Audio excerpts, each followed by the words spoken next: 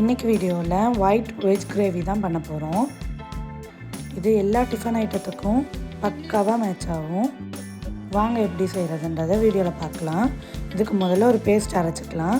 அதுக்கு நான் 1/2 கப் கோகோனட்டை இந்த மாதிரி குட்டி குட்டியாக கட் பண்ணி எடுத்து வச்சுருக்கேன். இது கூடவே ஒரு 10 பல் முந்திரியும் ஆட் பண்ணியிருக்கேன். அப்புறம் ஒரு 1/2 ஆனியனை இந்த மாதிரி சாப் பண்ணி அதையும் ஆட் பண்ணிக்கோங்க.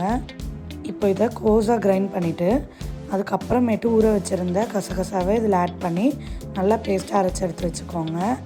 இப்போ குக்கரில் 2 டேபிள் ஸ்பூன் அளவுக்கு ஆயிலு, 2 துண்டு பட்டை, ஒரே ஒரு ஏலக்காய், அப்புறம் பாதி அன்னாச்சி பூ, அப்புறம் 4லேருந்து 5 கிராம்பு, 1/2 டீஸ்பூன் அளவுக்கு ஜீரகம், 1/2 டீஸ்பூன் அளவுக்கு சோம்பையும் இதில் ஆட் பண்ணிக்கோங்க, அதாவது பெருஞ்சீரகம்.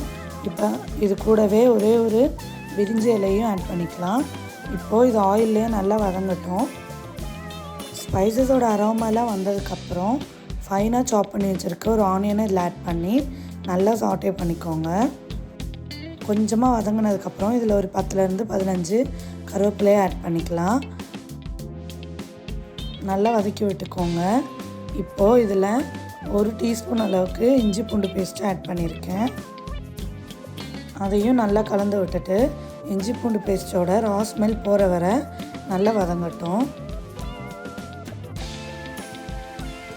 ஃபைனலாக இதில் டொமேட்டோவையும் ஆட் பண்ணிக்கலாம்.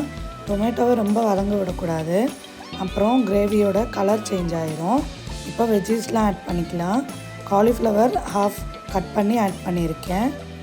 அப்புறம் ஒரு 2 சின்ன உருளைக்கிழங்கையை கட் பண்ணி ஆட் பண்ணியிருக்கேன். அப்புறம் ஒரு கேரட்டு, அதையும் குட்டி குட்டியாக கட் பண்ணி ஆட் பண்ணிக்கோங்க. இப்போது இது எல்லாம் ஒன்று படுற மாதிரி நல்லா கலந்து விட்டுக்கோங்க. நல்லா கலந்து விட்டதுக்கப்புறம் இதில் ஸ்பைசஸ்லாம் ஆட் பண்ணிக்கலாம். Powder spices, rock salt 1 teaspoon அளவுக்கு ஆட் பண்ணியிருக்கேன்.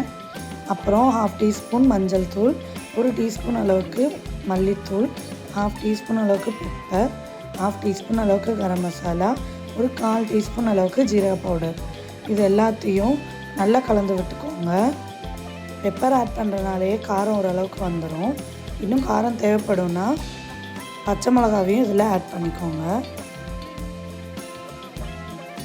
இந்த மசாலாலாம் எல்லா வெஜ்ஜஸ்லேயும் படுற மாதிரி நல்ல ஒரு சாட்டை கொடுத்துக்கோங்க. இப்போ இதில் ஆல்ரெடி ஊற வச்சு வேக வச்ச பட்டாணி சுண்டலை ஆட் பண்ணிக்கலாம். இதையும் நல்லா கலந்து விட்டுக்கோங்க. நம்ம ஸ்டார்டிங்கில் அரைச்ச அந்த பேஸ்ட்டு விழுதையும் இதில் ஆட் பண்ணிக்கோங்க. தென் தேவைப்படுற அளவுக்கு வாட்டரையும் ஆட் பண்ணிக்கோங்க.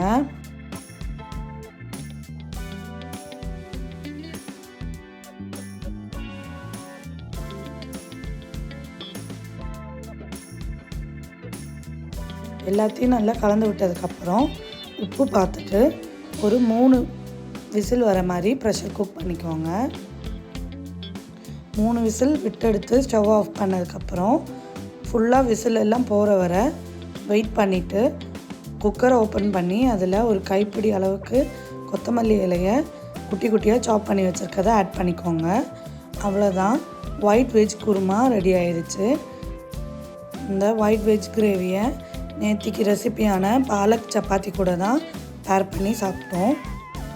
அவ்வளோ சூப்பராக இருந்துச்சு. நீங்களும் வீட்டில் ஒரு தடவை ட்ரை பண்ணி பார்த்துட்டு வீடியோ பிடிச்சிருந்தா மறக்காமல் லைக் அண்ட் சப்ஸ்கிரைப் பண்ணிடுங்க.